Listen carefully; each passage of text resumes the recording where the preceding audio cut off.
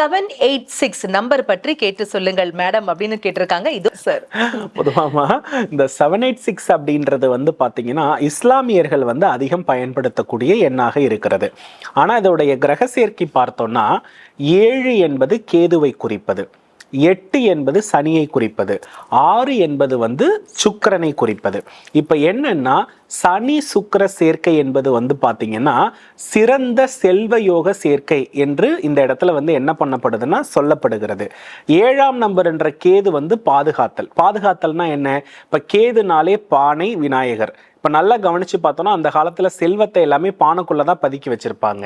அதே போல் செல்வத்தை பாதுகாக்கிற தெய்வமாக விநாயகரை தான் நம்ம அடிக்கடி சொல்லுவோம். இந்த 786 நம்ம அடிக்கடி பார்க்குறோம், இல்லை யூஸ் பண்ணுறோம், இல்லை நம்ம ஏதோ ஒரு விதத்தில் ஒரு காயினாக நம்ம அதில் பிரிண்ட் பண்ணி வச்சுருக்கோம் அப்படின்னா நம்ம வீட்டில் வந்து செல்வமும் அதிர்ஷ்டமும் சிறப்பாக இருக்கும் அப்படின்றது பொருள்மா.